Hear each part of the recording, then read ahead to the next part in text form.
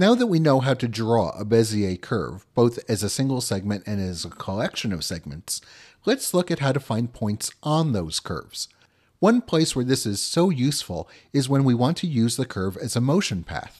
Then we don't draw the curve at all, but instead we find points on the curve. By moving an object from one point to another along the curve, we can animate its motion along that curve.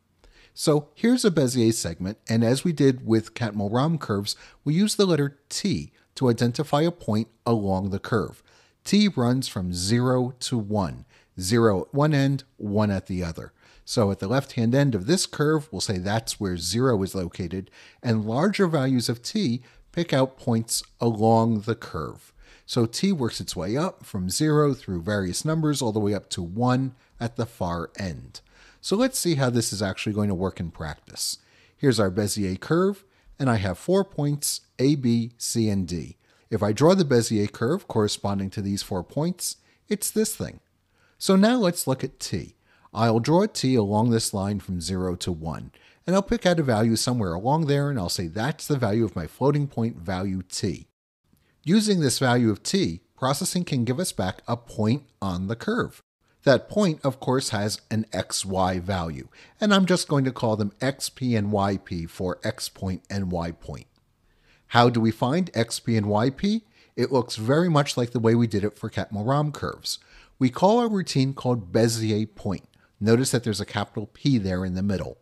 We hand Bezier point the x values for points A, B, C, and D, and the floating point value for T between 0 and 1. And back comes the x-coordinate of that point for that value of T. The y value is found by calling Bezier point again, but now we hand it the y values of the 4 points. Both of these lines are calling the very same function. They're both calling Bezier point.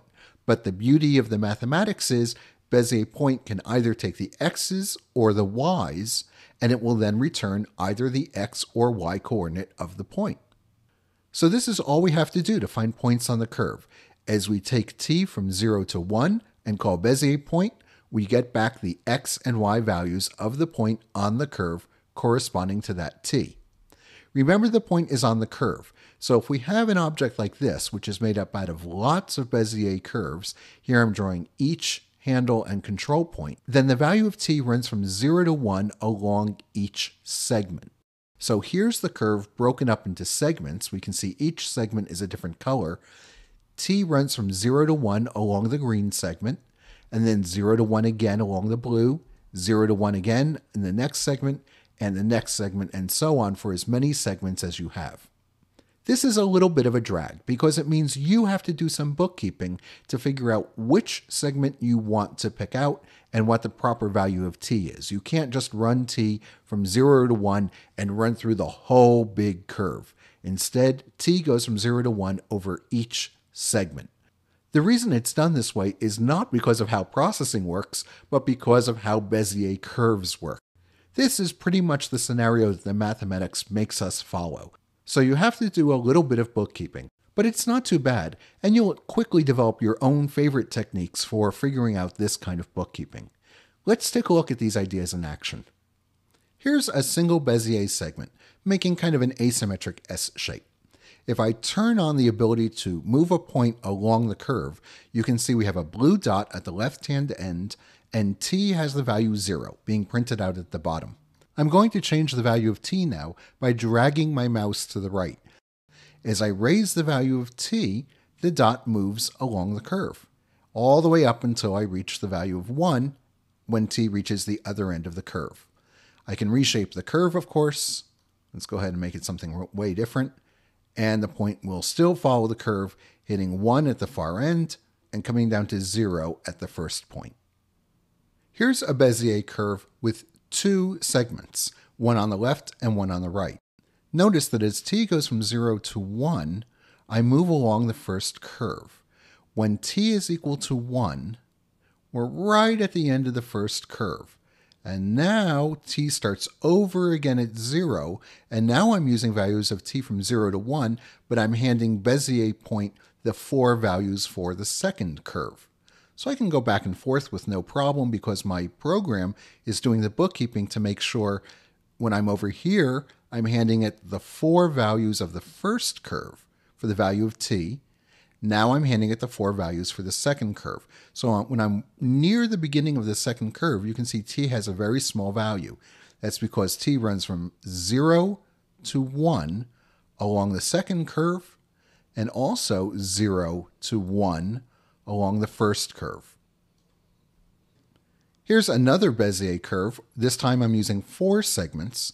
And when I start running t from 0 to 1, you can see it moves along the first segment.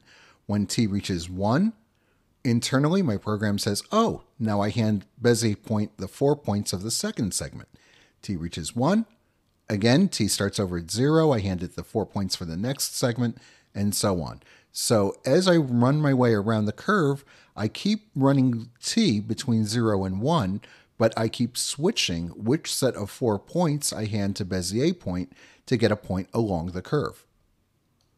Bezier point doesn't care if the curve is open or closed. Here's a closed curve, and we're doing the very same thing, running through the first segment, the second segment, the third, and then the fourth. T just keeps going between 0 and 1 for each segment. The fact that the curve is closed, really processing doesn't even care about, because all it's worrying about are the 4 points of each segment when we call Bezier point. So far, all of my curves have been smooth, but let's go ahead and move these handles so that the point forms a little sharp point there. We're not creating such a smooth curve anymore, but we're actually introducing some pointed areas. Once again, processing doesn't care that this has happened. It's just moving the point along one segment at a time. So the point moves around and it moves to the end of this segment and it just bounces right into the next one. In fact, doing things this way lets us make our old friend the heart out of just 2 Bezier curves, one on the left, one on the right. So I can control the angle at the base by moving these handles around on either side, and I can control the angle at the top by moving these handles around on either side. So let's make it roughly symmetrical, and I'll turn the point back on again.